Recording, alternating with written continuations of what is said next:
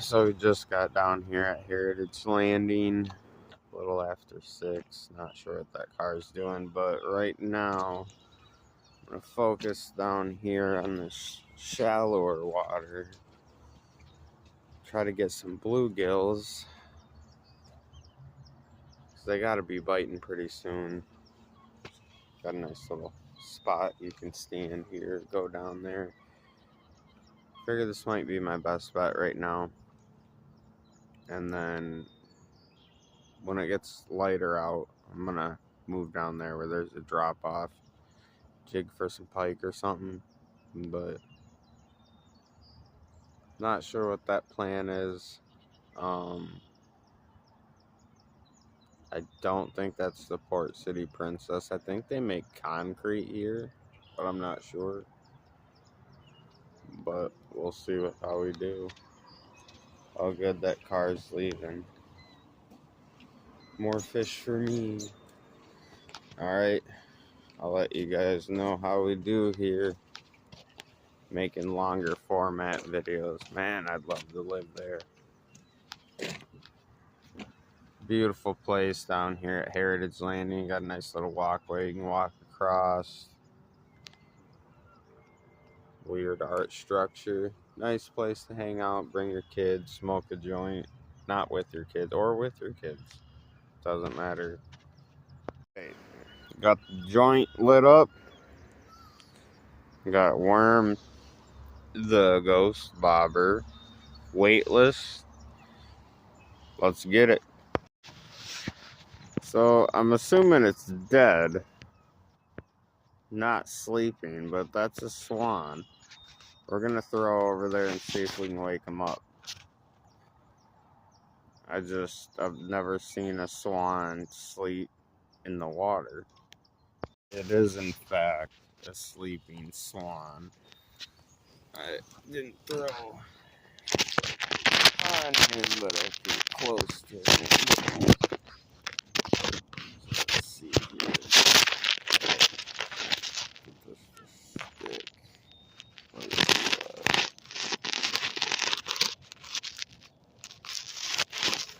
Fucking rock, man. So it turns out it is a sleeping swan. I never knew that they,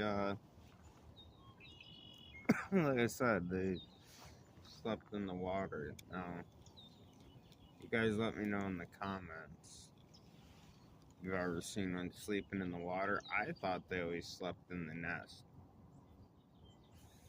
or close by. You know what? Now that I'm looking, there's a white thing in the,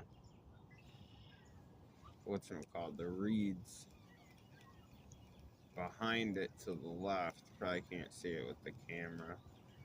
Well, I'm gonna prove to you guys that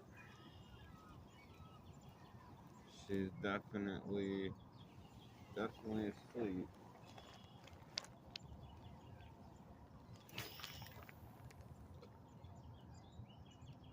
Oh, that time she didn't raise her head.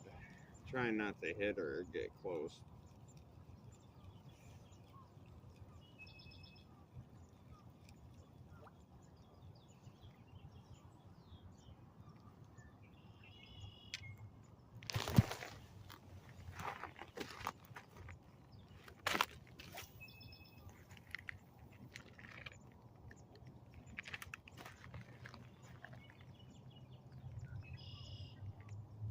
Good morning.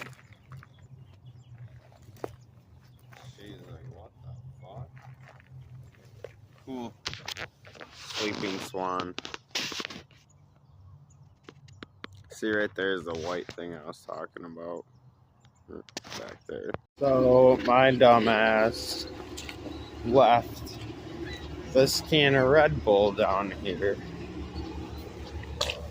after I got dropped off. I'll show you where. That's how ADD I am. And I got a fucking pole in the water just with the bobber and the worm. But my luck, that bitch will be gone. That's how fucking far I had to walk.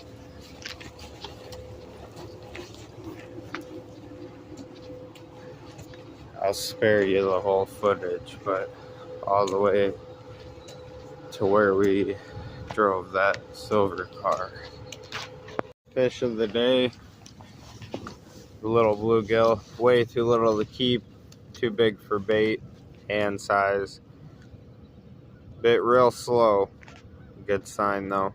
Aside from the goose poop, I found this steel leader, which I'm only gonna keep for the swivels on it, but you always find stuff fishing, especially in the rivers, man. You want to get some damn bobbers. Go right after steelhead fishing's done.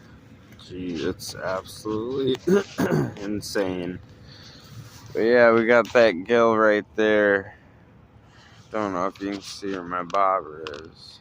Right there. Slowly hit it. Not sure why it's just a lone one, but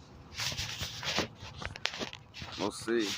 So, ever since I stopped doing heroin, like I got back into things that I love, like fishing. I want to get into golfing more. There's some seagulls over there. I did hit a bucket of balls last summer. It felt good. It's just a money thing, but it's been like a year and a half, and this right here actually makes me happy instead of a drug. And also, even if I was doing heroin when I was fishing, because I fished like crazy, but I didn't enjoy it. Like, I never looked over here at the boats and think about how they're made or how beautiful that sun is and how I'm not locked in a jail cell right now or waking up right now sick, feeling like shit, wondering when I'm gonna get my next fix. Or like I said, if I was out here fishing, say I got high just now in the car, you wouldn't feel anything. Like, you might like feel happy when you catch a fish, but you don't feel happy. You don't feel real happiness. Like, it's just different, and it takes a while, but you do start to find yourself like getting back to the things that you love to do. And it's a really weird experience, and anybody that's gotten clean has experienced this, where there's a moment where it, like, you laugh or you are happy and you feel happy and joy for the first time. Like, I remember being in jail and laughing for the first time after like a few days, and for that split second I was like at peace, like forgot where I was at, and then you came back real quick. Same thing here, like you just lose interest in all this, and even when you're here, you're not here. You wouldn't feel the actual feelings. So when you feel that first time feeling of something that makes you happy, it's so abnormal at first. And hell, I had a hard time. My biggest like thing that I had to deal with was the amount of time I had on my hands now. Because if I had to go and get heroin, say, like, I don't know, you end up going and see you got, like, I don't know, you call dude, takes you 15 minutes to get there. He always says he's ready, he's not. And then it takes, like, about, say the whole ritual takes about an hour to an hour and a half just to get your shit, right? Well, do that twice a day, say 3 to 4 hours you got, or even like, okay, at the least amount, 2.5 hours.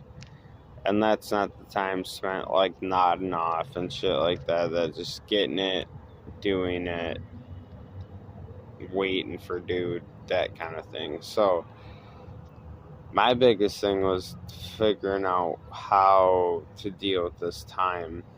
And it was difficult, especially the boredom, because for me, like, I have bad ADD, so I get bored and want to get high. And sometimes I would color.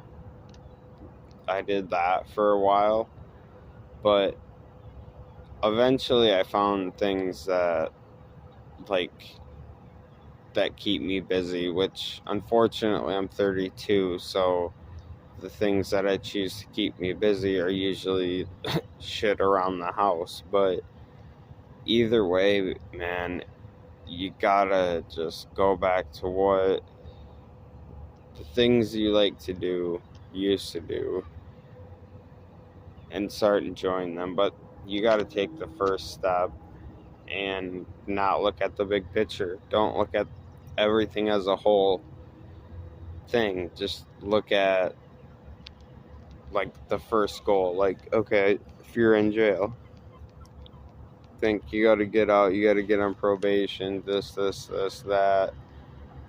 Worry about the first thing you're supposed to do, like go report.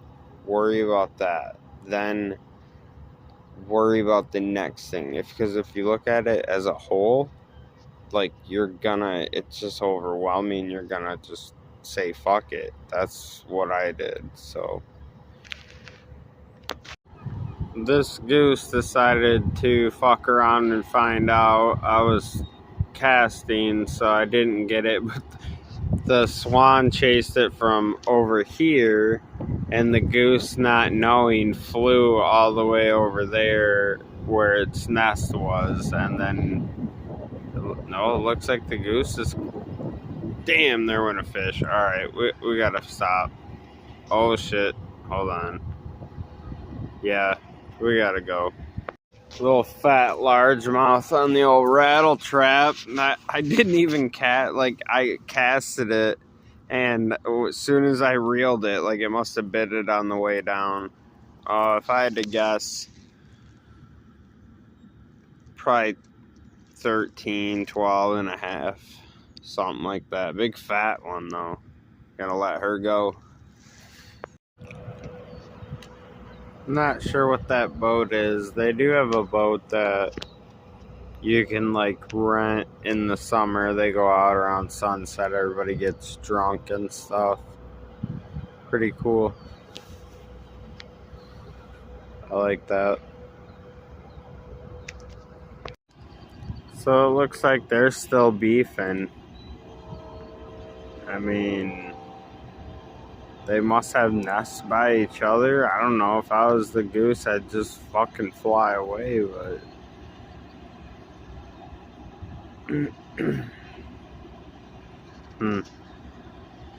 seriously hate fishing. I can't fish alone. There's always paparazzi. Like, this boat just pulls up just to watch me fish. There's a bunch of people. See that guy in a red shirt? He keeps taking pictures of me. I mean, it's hard when you're this good at fishing. You know, can't get any privacy. Just got a perfect slip bobber setup right here. Put this guy on. I mean, that has pike bait written all over it. See what I mean? I go to the car to get another pole, and then they turn the boat to take more pictures of me to figure out what pole I'm gonna use next. Crazy. So we have the slip bobber setup. I'm gonna adjust it real quick, throw it out there. Alright, he's out there. Right there, probably about 10 foot. Damn, paparazzi's finally leaving, thank God. But We'll see what happens. Should be right on the side of the drop off. I don't know if I can say fishermen anymore, but fisher they. I'm just kidding. But fishermen know that feeling when you look up and you're like, what the fuck's my bobber? It's down, it's down, it's down. And then you see it and you're like, fuck, dude, thought you had it. So far, nothing. For some reason, that thing's kind of like half dead. I had to put a few sinkers, more sinkers on it to get it to go to the bottom because it's like, nothing's wrong with it. It's still alive. It just doesn't want to swim. It floats. I don't know why. First cast with the gold swim bait, little smallmouth, probably 10 inches maybe. First hit though, or first cast I mean. Since we didn't do worth a shit fishing, we're gonna try magnet fishing. Little guy, I think it might be 500 pounds. I'm gonna try the more populated areas like here instead of where people fish, and definitely off the bridge and stuff. I didn't get my phone out in time, but I'll stop walking. Little train goes by. So far I haven't gotten anything unless put the brakes on. So far I haven't gotten anything but some like metal debris. So we're gonna try this bridge here. No one's fishing, so I won't disturb them. It's a beautiful place. They used to have concerts, and that can't really see it that well through the trees, but it's a little like stage. Everybody would be out here. It used to be really popping back in the day, man, and now it really